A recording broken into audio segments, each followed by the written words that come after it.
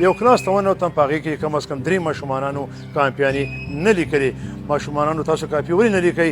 هغو ما ته داسې الفاظ بیان کړو چې هغه الفاظ تاسو ته کیمرې پیدابه نشم ویلی.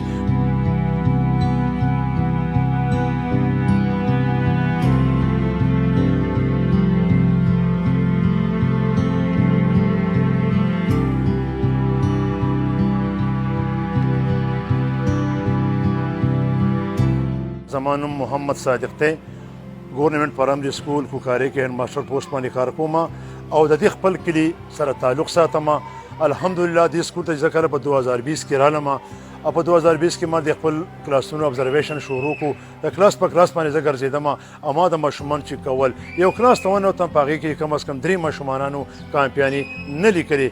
ماشومانانو تاسو کاپي ولې نه لیکئ؟ هغو ما ته داسې الفاظ بیان کړو چې هغه الفاظ تاسو ته کیمرې پیدابه نشم ویلی.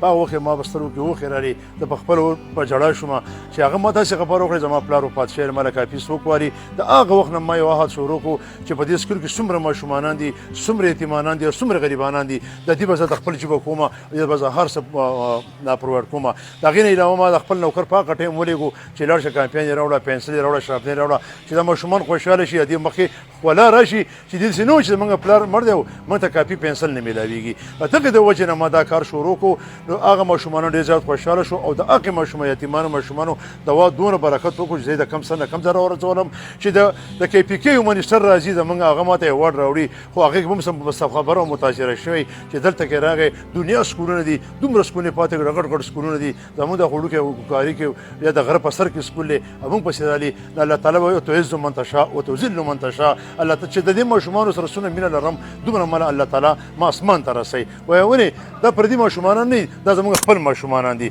سبا چې موږ انشاءالله تعالی د دې سکول نه وځو دا ماشومان کامیابېږي، نو دې ماشومانانو به موږ ته دوا کېږي. د دې دوا په سر به انشاءالله تعالی موږ له دا جان هم او هغه جان به موږ له هم ښایسته کوي. چا چې د خپل ماشوم د دې سکول ماشومانو سره مینه کړې ده هغه ورځ موندلې ده. چا چې خپل ماشومانو سره مینه کړې ده هغه نه په غټو غټو کورسو باندې ناستي. څوک چې د ماشومانو سره مینه محبت لري هغه نه چې کوم ځای کې انټرویو ورکوي د دې ماشومانو دوا برکت دی چې هغه ورسره د کوم ځای نه کوم ځای ته راځي. هغه زه چې کله دې سکول ته رالم په دې ټایم کې په هغه ورځو کې 310 یا 320 ماشومانو دلته کې سبق وي او اوس الحمدلله زما سره په دې ټایم کې 670 ماشومان په دې سکول کې داخل خاري باندې مونږ داخلي کړي دي. اوس هم داخلي شروع دي. په دې ټایم کې زه د کې پي کې منسټر صاحب ته سلام پیش کوم، د موږ د خپل ایجوکیشن منسټر صاحب ته چې هغه په دې ټایم کې یو داسې خپل یو سټپ اخیستی دی چې کوم ماشومان د سکول نه بهر دي هغه راولئ او داخل کوي. نو موږ ماشومان ډېر کړي دي، د هغې د وجې نه زما سره ټیچران ډېر کم وو. ما په خپلو په تنخوا باندې یو ټیچر نیولی دی، هغه له زه لږې تنخوا ورکوم راځي